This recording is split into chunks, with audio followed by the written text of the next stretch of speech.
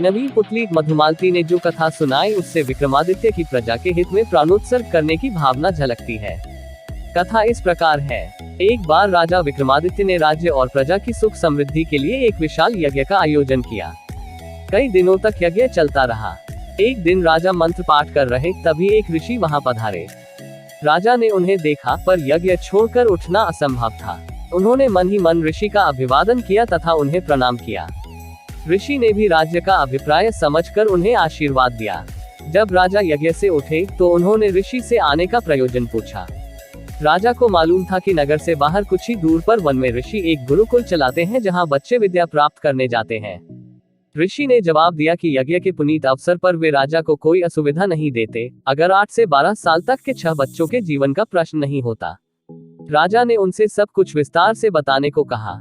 इस पर ऋषि ने बताया कि कुछ बच्चे आश्रम के लिए सूखी लकड़ियां बीनने वन में इधर उधर घूम रहे थे। तभी 2 राक्षस आए और उन्हें पकड़कर ऊंची पहाड़ी पर ले गए।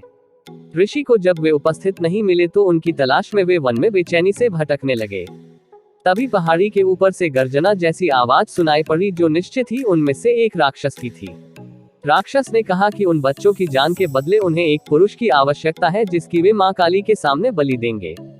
जब ऋषि ने बलि के हेतु अपने आप को उनके हवाले करना चाहा तो उन्होंने असहमति जताई। उन्होंने कहा कि ऋषि बूढ़े हैं और काली मां ऐसे कमजोर बूढ़े की बलि से प्रसन्न नहीं होगी। काली मां की बलि के लिए अत्यंत स्वस्थ क्षत्रिय की आवश्यकता है। राक्षसों ने कहा है कि अगर कोई छल या बल से उन बच्चों को स्वतंत्र कराने की चेष्टा करेगा तो उन बच्चों को पहाड़ी से लुढ़काकर मार दिया जाएगा। राजा विक्रमादित्य से ऋषि की परेशानी नहीं देखी जा रही थी। वे तुरंत तैयार हुए और ऋषि से बोले, आप मुझे उस पहाड़ी तक ले चले। मैं अपने आप को काली के सम्मुख बलि के लिए प्रस्तुत कर लूंगा। मैं स्वस्थ हूँ और क्षत्रिय भी। राक्षसों को कोई आपत्ति नहीं होगी। ऋषि ने सुना तो हतप्रभ रह गए। उन्होंने लाख मनाना चाहा पर विक्रम ने अपना फैसला नहीं बदला। उन्होंने कहा, अगर राजा के जीवित रहते उसके राज्य की प्रजा पर कोई विपत्ति आती है तो राजा को अपने प्राण देकर भी उस विपत्ति को दूर करना चाहिए। राजा ऋषि को साथ लेकर उस पहाड़ी तक पहुँचे। पहाड़ी के नीचे उन्होंने अपना घोड़ा छोड़ दिया तथा पैदल ही पहाड़ पर चढ़ने लगे। पहाड़ी वाला रास्ता बहुत ही कठिन था पर उन्होंने कठिनाई की परवाह नहीं की। वे चलते चलते पहाड़ा की चोटी पर पहुँचे। उनके पहुंचते ही एक राक्षस बोला कि वह उन्हें पहचानता है और पूछने लगा कि उन्हें बच्चों की रिहाई की शर्त मालूम है कि नहीं। उन्होंने कहा कि वे सब कुछ जानने के बाद ही यहाँ आए हैं तथा उन्होंने राक्षसों से बच्चों को छोड़ देने को कहा। एक राक्षस बच्चों को अपनी बाहों में लेकर उड़ा और नीचे उन्हें सुरक्षित पहुंचाने आया। दूसरा राक्षस उन्हें लेकर उस जगह आया जहां मां काली की प्रतिमा थी और बलिवेदी बनी हुई थी। विक्रमादित्य ने बलिवेदी पर अपना सर बलि के हेतु झुका दिया। वे जरा भी विचलित नहीं हुए।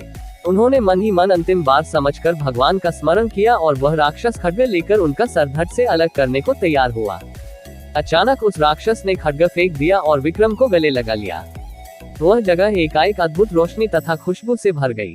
विक्रम ने देखा कि दोनों राक्षसों की जगह इंद्र तथा पवन देवता खड़े थे।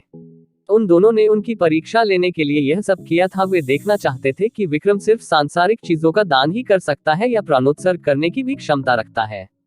उन्होंने राजा से कहा कि उन्हें यज्ञ करता देख ही उनके मन में इस परीक्षा का भाव जन्मा था। उन्होंने विक्रम को यशस्वी होने का आशीर्वाद दिया तथा कहा कि उनकी कीर्ति चारों ओर फैलेगी।